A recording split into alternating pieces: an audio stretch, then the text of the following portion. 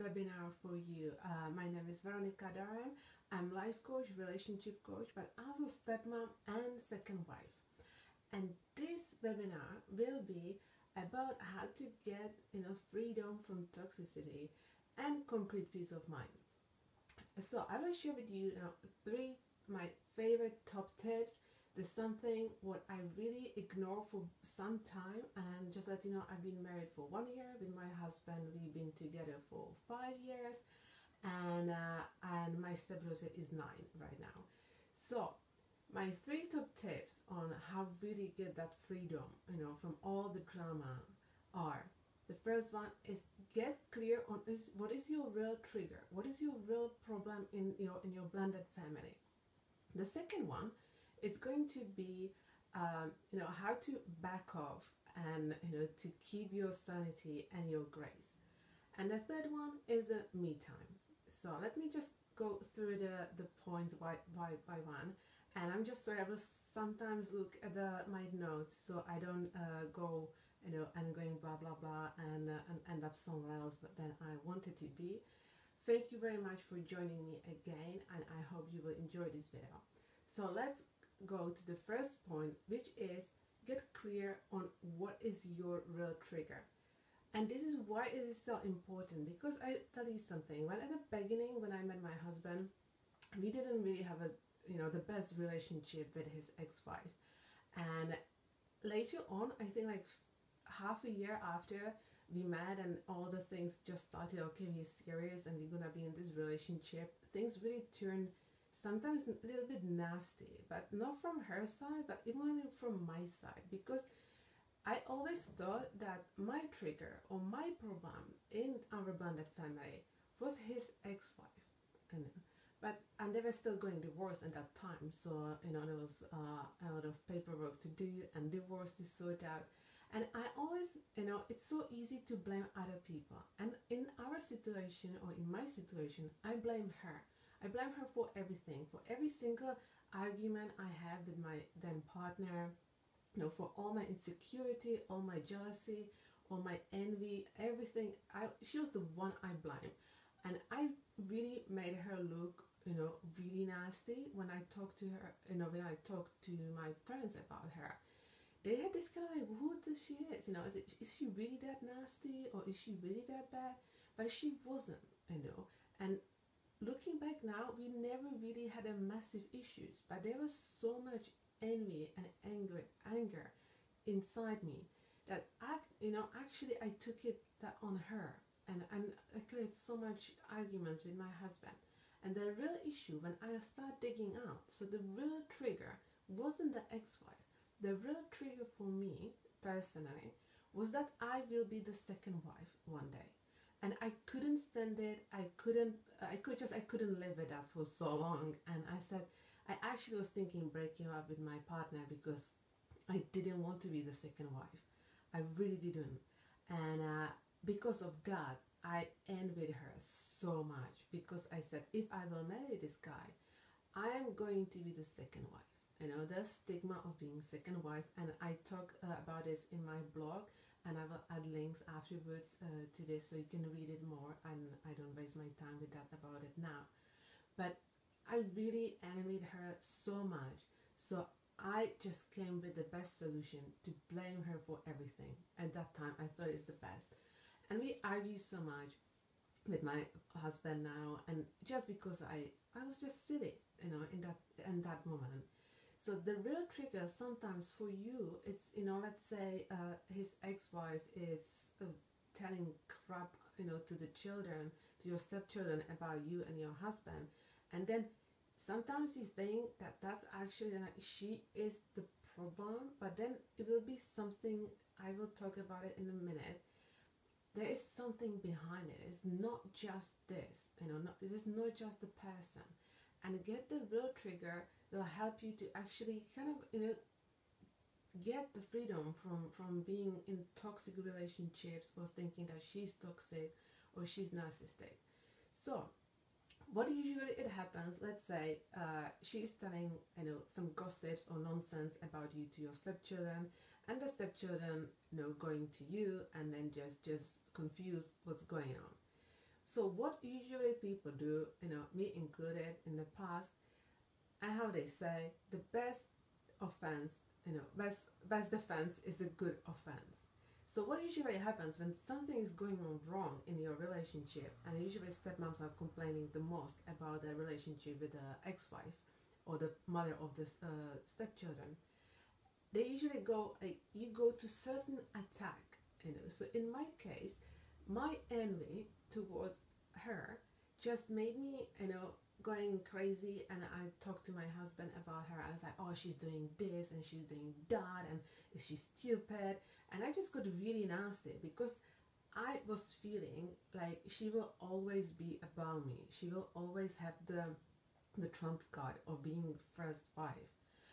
So if she's going to you and or to kids and saying some crap, and they're just coming to you and confused, the first thing usually people do, they try to explain, trying to defend themselves and over explain to stepchildren what's going on. And obviously after that you go to your friends or even to her or your partner, and you gotta go and you call her names, and you call her toxic and narcissistic and high conflicted, all this, whatever you if you still call her names or whatever you do, the best. And so that's usually the step number one. What we do, we just go to offense to protect us, to make us feel better. And after that, we doing the actions, the real actions, which for me it was spreading the gossips about her, or just being slightly nasty, or having arguments, or just proving myself that I was, I'm going to be the better wife. I'm going to actually be much better wife than she was, and I will be the better mom than she is now. And I was trying to prove myself to everyone, just I will be the best one. I may be the second one, but I will be the best one.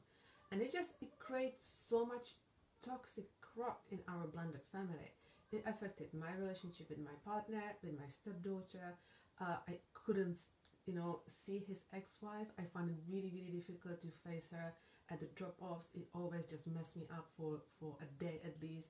I just couldn't stop, stop thinking about her. And which is really weird, isn't it? Looking back, I was like, what the hell I was doing? But it is, sometimes stepmoms going through this, that they hiding in front, they don't want to see the ex-wife because it just brings emotions which we are not ready for or we don't want to deal with. So these are the actions. You start calling her names, you hiding, you defending yourself, you going to talk to your friends and just complaining. These are the actions. But then if you think about it, like, you need to really think about it, what kind of impact these actions have on you and others. So I will again see it as an example. So on me, being completely and everyday stressed that I will be the second wife and creating troubles, creating arguments. I had a panic attacks during the night. I couldn't sleep. I cried every other day. I had 100 arguments with my husband that time, and I was stressed, enjoyed one too much a little bit sometimes, and miserable and unhappy in my relationship. But then I'll have to think about it, what kind of impact does my behavior have on my partner, and I actually asked him, because at some point I was like, okay, this needs to be changed. So I asked him, like, me being so miserable and nasty sometimes, how do you feel about it? Like, what kind of impact does this have on you? And he shared with me, what, I feel like I'm between you two. And that's really true. And I think a lot of stepmoms forget about that sometimes, because he was between me and his ex-wife, and he didn't want to upset any of us, obviously, because the ex-wife, they were going through divorce and dealing with the stepdaughter and all the time arrangements and stuff. And me, obviously, he wanted to marry me at some point. So he was just in between us, and we were like two rocks on him. And he didn't know what to do, because he didn't want to upset me. And he should say something. I told him, like, you should tell me off, or you should tell me to wake up and to calm down. But the impact on him was that he was in a relationship with someone who is so miserable. He was stressed about me as well, unhappy because I created arguments all the time. And what else? That could be, yeah, we didn't talk sometimes for a few hours, or the impact on the, on him was great. And then I had to think about it, what my behavior has, how it impacts my stepdaughter. And I could really see that I distanced for a little bit. I distanced because she was the kind of reason I could point out, oh, your mother, like his mother is doing this, she should be doing that. And I didn't say anything in front of her or to her, but then I went to my husband and complained. So it's just, it had another impact. It was just, I just was dumping my crap on him all the time.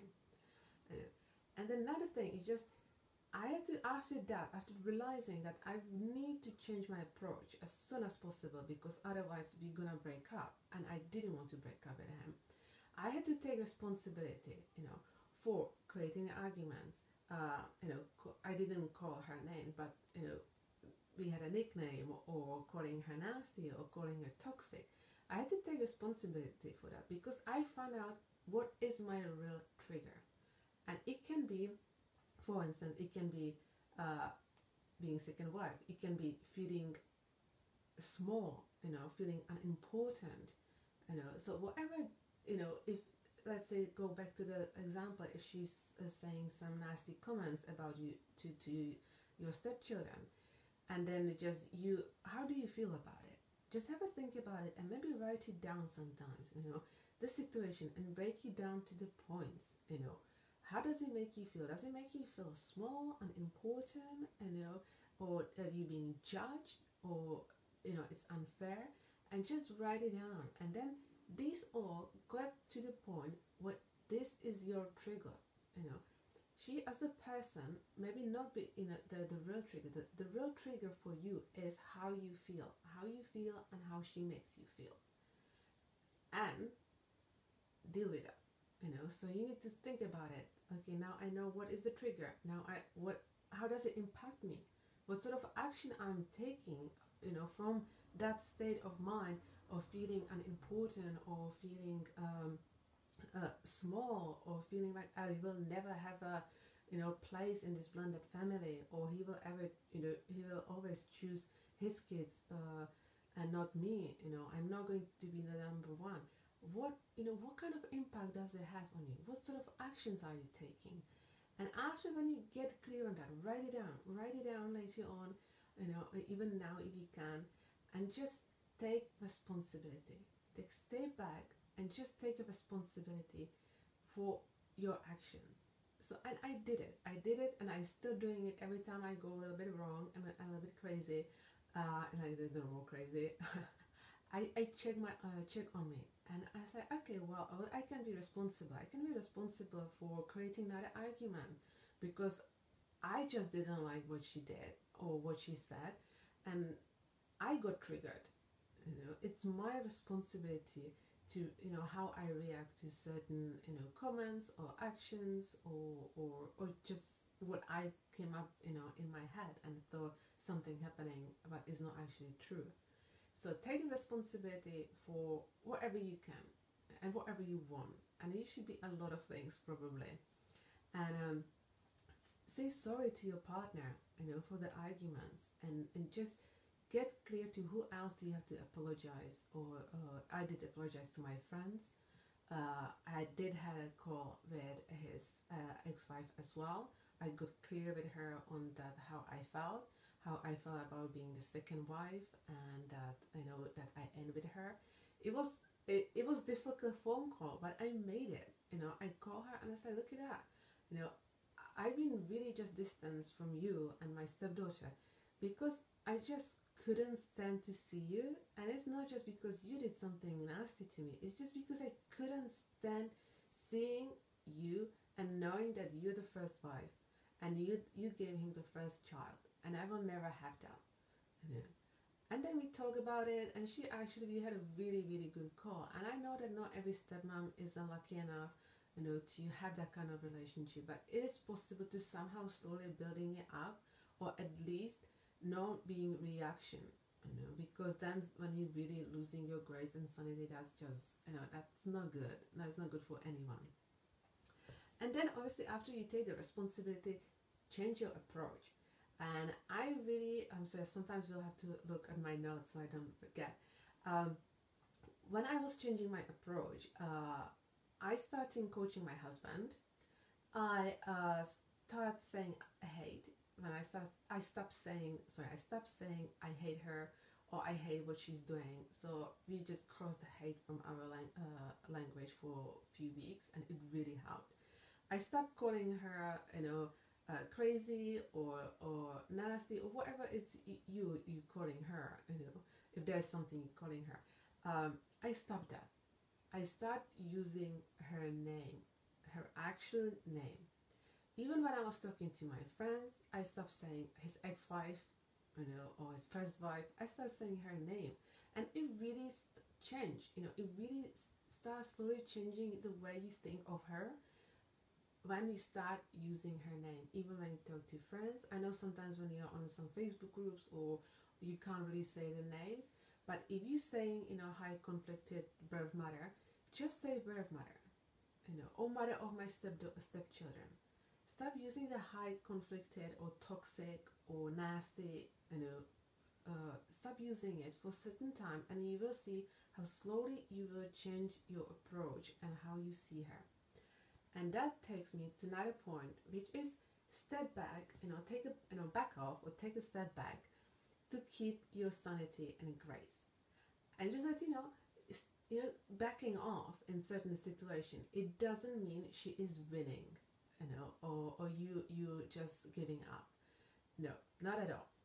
I always thought that I have to be involved in everything, in every decision my husband makes, and I have to help him all the time, and everything is my responsibility. Well, I was driving myself crazy because of that.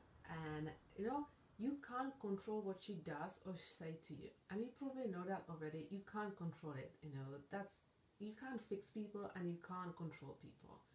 And if you cannot do these three or these two, you need to just step back and say, well, okay, if I can't control her, I still can control how I react to whatever she's doing. And there are stepmoms who are telling me stories which are just horrible, but you still can, you know, change your approach. How do you react to the whatever she tells you? If she's yelling at you, if she's telling gossip, if she's nasty, it's like you can't control her, but you can control yourself, your actions, and your decisions. You know. But now, what to do if she does something? You know, it's easy to say you know you can control her, but what if she does something? So there are a few rules, you know, which I start applying in my case, and I apply, by the way, in any relationship I have in my life, like business relationships, work relationships, clients, everyone. You know, if someone really drives you crazy or upsets you or does something nasty to you, before you react or before you start doing something, use the 5-second rule. It's not my rule. I didn't come up with it. I will link again the lady who came up with this beautiful rule. But it's basically a 5-second rule, and you count down from 5. So you do 5, 4, 3, 2, 1, and you take actions. You know. So in this situation, let's say she's yelling at you for no good reason, and instead of reacting and trying to justify yourself and defend yourself or anything like that, you just go 5, 4, 3, 2, 1. You take a deep breath, and you either hang up the phone, you know, you stop texting, you put the phone down if it's over the text. If she's yelling you in the person, you just turn around and you walk away. You know, it's not rude to walk away or hang up on someone if they're yelling at you. You can just let them know and inform them, and it's just like, okay, if you don't stop yelling at me, I'm hanging up. If they don't stop, hang up. That's it. You know, you don't need to explain anything to anyone. I did it in the past, and I keep still doing it. If someone does it to me, I walk away or I hang up. That's normal. You don't need, you don't need to be yelled at from anyone. So this rule, you can use it for any situation. I use it in like if I can't get up from the bed in the morning, I do 5, 4, 3, 2, 1 and go. So it's really clever rule. I will add link to it, and you can use it for any situations like that. Another rules obviously is like, will this matter in 5 minutes, 5 months, 5 years? And just think about it before if you receive angry message from her, and I know I'm not saying anything new here, but if you receive some nasty message from her, does it really worth to text her back? Will this really matter in 5 years? Maybe she's just having a bad day, so just leave it. And then another thing is 24-hour rule. Then when you receive an email or message or something like that, you just put your phone down and don't react for 24 hours. Obviously, if there's something important or emergency, then you need to sort it out. But if it's just some sort of yelling at you, you just don't answer for 24 hours and see how you feel about it in 24 hours. You can even write it down, everything on a piece of paper, and then read it back. It usually calms you down when you write it down.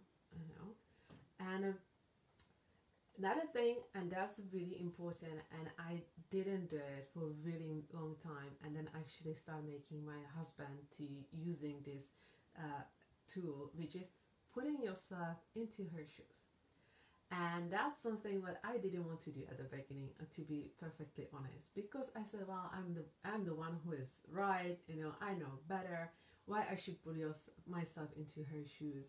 I don't want to do it. But then one day I started, it's like, okay, well, why, she is upset, and again, no big drama with her, with mother of my stepdaughter, nothing crazy, but even little things can trigger you. But as soon as you start putting yourself into her shoes, you will see her in a different light. And I know it's not always easy for seeing her as another woman, or not even sometimes not a human being. But put yourself into her shoes. If she's telling gossips about you, why she is doing it. And then think about from her point of view. Maybe I don't know, she's maybe still heartbroken over divorce or breakup. Maybe if, I don't know, there was some cheating involved. Maybe she's still really, really angry at her partner, ex-partner, and not you, but you are fortunately there, and she will take it out on you as well.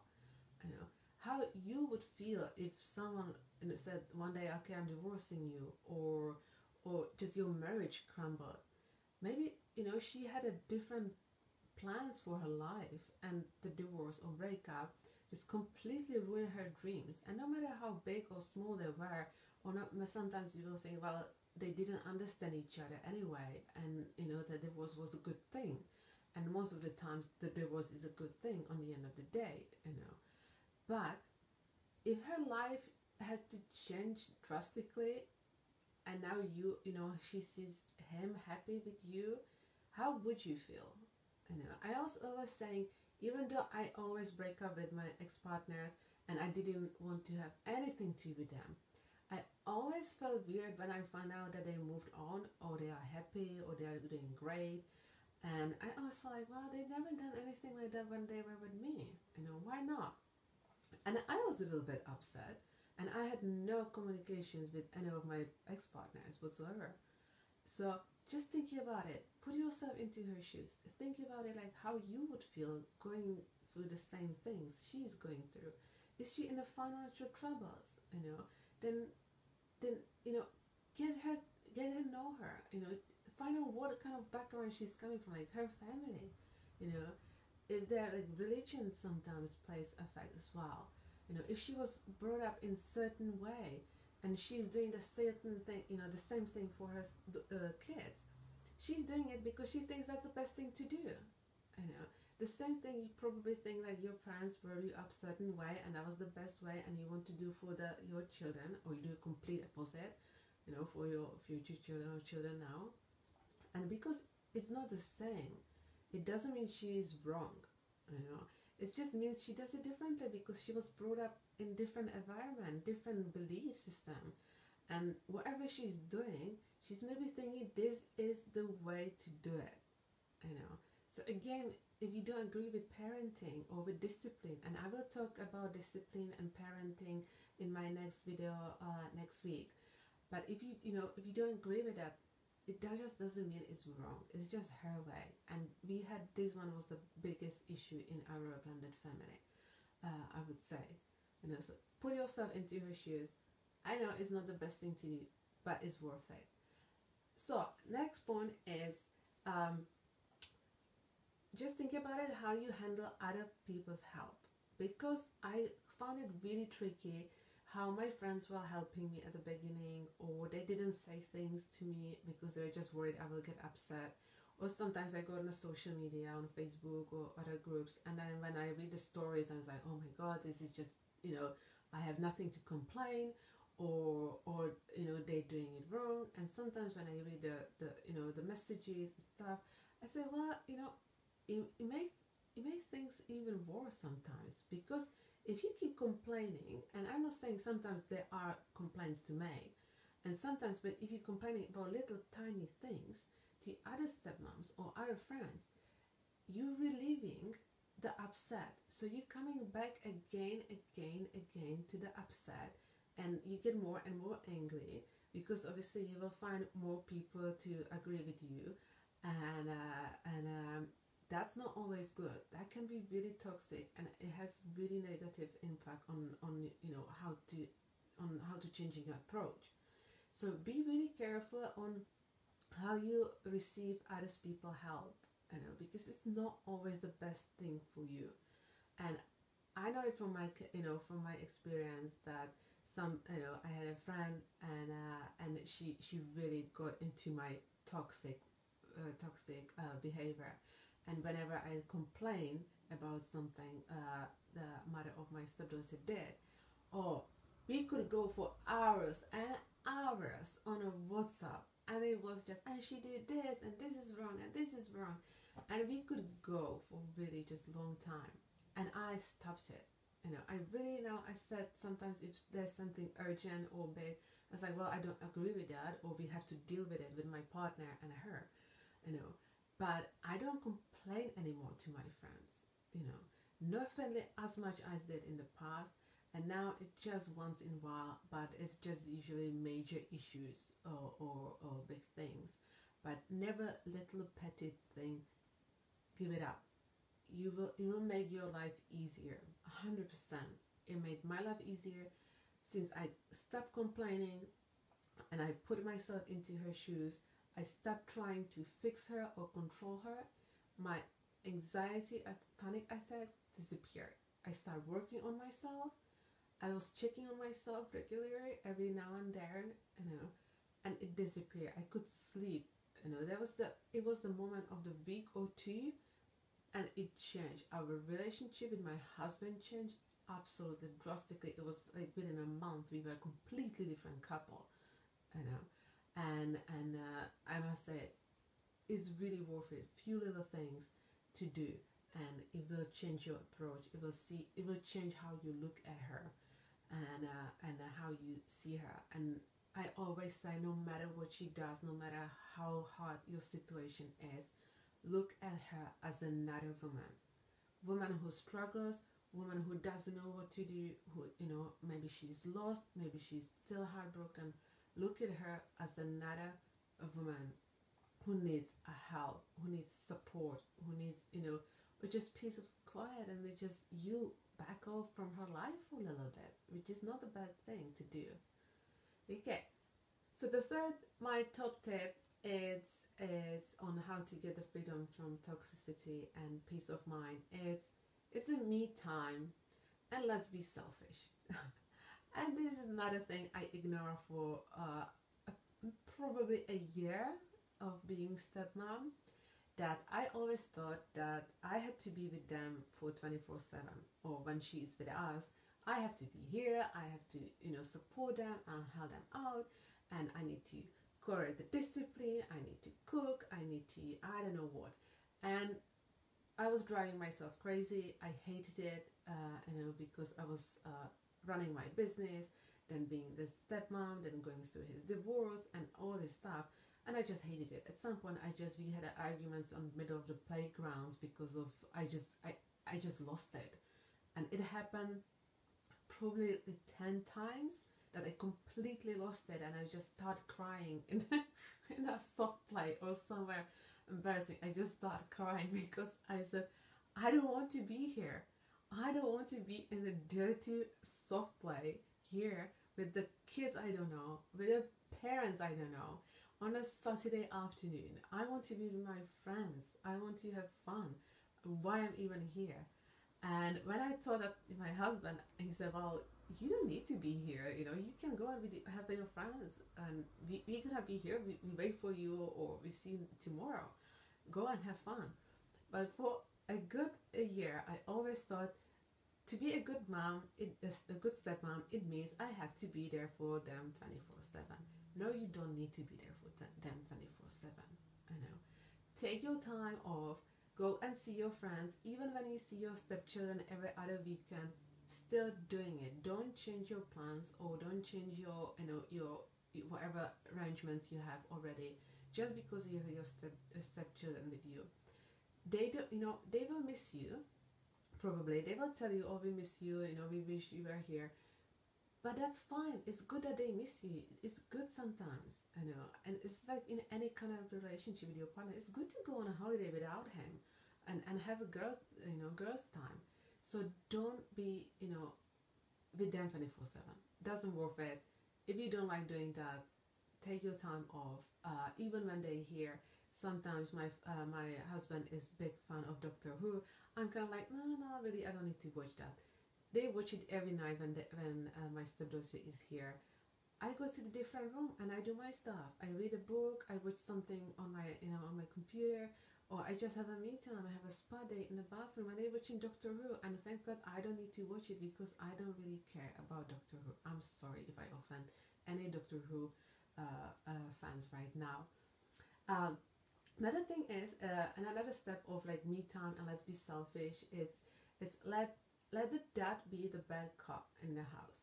And I will talk about it next week more, because it's more related to discipline than actually today. But it is important. You don't need to be the one who is always correcting everything and helping out and making sure everything is fine. There's one of the point really how to get the freedom and the peace of mind. Let the dad deal with his shit. You don't need to do that. Not all the time. You can remind, you can chase up them sometimes, but let the father be the father. And I will talk about it more next week. Another thing is, which really helped me about like being selfish or having the me time, is having clarity. And having clarity, it means like, what is the plan for the weekend? So, or when we are going for the trip, who is responsible for what? Because again, I used to do the lunch, I used to do everything, make sure that she packed everything with herself. I made sure my husband packed everything, and then it ended up that I forgot something mine at home.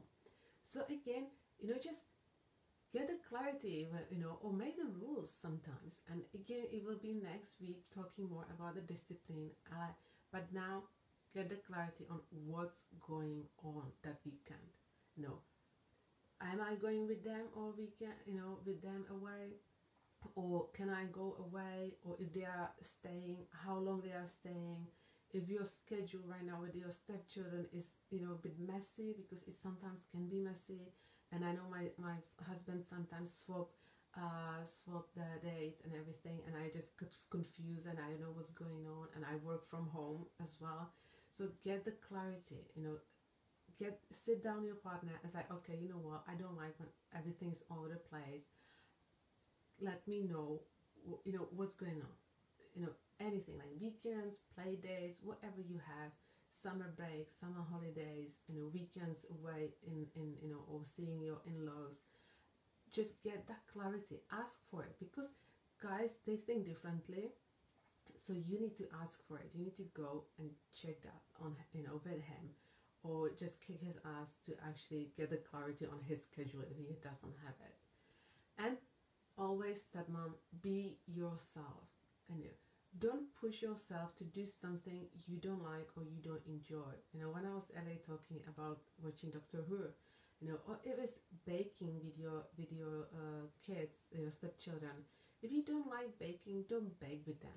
You know, if you don't like watching or sitting home on a Saturday night because your husband has a kids, or and you can't go anywhere because he's not going to hire a babysitter, doesn't matter. You know, go and do something yourself, even if it's just walk, or you don't want to be stuck in the house. Make a plan. Nobody's going to blame you for that. You know, nobody will ever tell you like, how dare you left us alone on a Saturday night. It's not your responsibility to be the babysitter, or just helping your, you know, your husband to be the babysitter.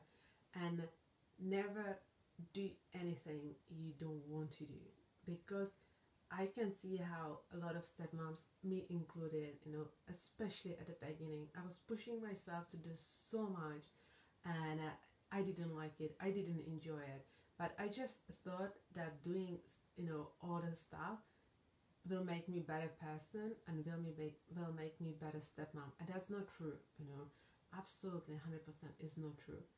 And I could see it in, you know, how I changed when I stopped parenting my stepdaughter, how our relationship changed. It changed in hours. I can guarantee, I can promise it, and I will talk about it next weekend.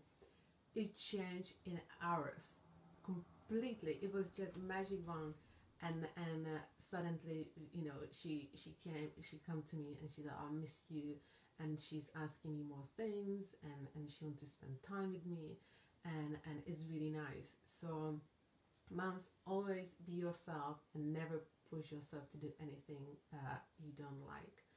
I thank you very much for watching. This video obviously will be available here on this group, so please watch it. Let me know how you like it, and thank you very much for watching the whole time, and being my companion for today. And please do let me know your feedback. These videos will be regular now, every Wednesday. I can't guarantee the same time, but it will be every Wednesday.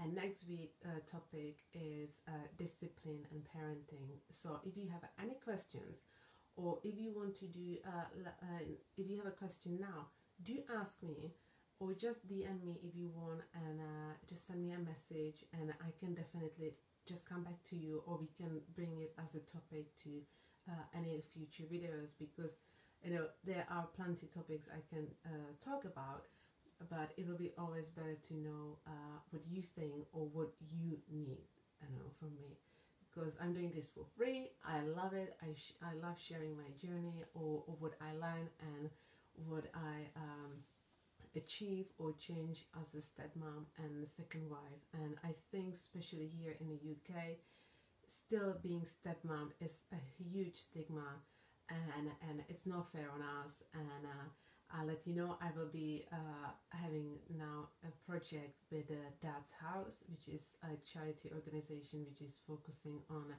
single dads, and I will be working with them and coaching single dads as well on you know, how to create a peaceful blended families, because you know that does need, they need us, but we need some support as well. And so if you're based in the UK, or even if you're not, you have oh, perfect, thank you very much. Oh, 16 years old. Oh, good luck with that, but definitely let me know, and I will talk about it next Wednesday. So maybe come up with a longer message, and I will deal with that, because I'm not looking forward my stepdaughter hitting puberty, because it's gonna be interesting, and we are hoping for the best.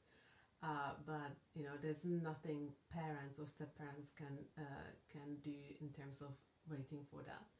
So please let me know if you have any questions, any comments. You know, what you think about this video, if it was any helpful. I know for someone who joined in later, you can, as soon as I finish, it will be uploaded, so you can catch up on the whole thing. And on the end, it is possible to be, you know, to get that freedom from toxicity and have that peace of mind. but it really requires work on yourself and checking on yourself and working on your relationships, not just with the ex-wife and your partner, but every relationship. And I'll let you know, I have on my coaching page, I have a tomorrow, I have a webinar, the same thing about communication. So I will just drop the link in the comment after we finish, and you can maybe join it or have a look when I'm talking more about how to improve communication in any relationship you have. And thank you very much again for watching. I really appreciate that. Let me know what you think, and share with other stepmoms if you want, and let them know that this is gonna be weekly webinars now here on the Facebook. Thank you very much for watching again. Thank you, Han and Gemma, and I will see you again.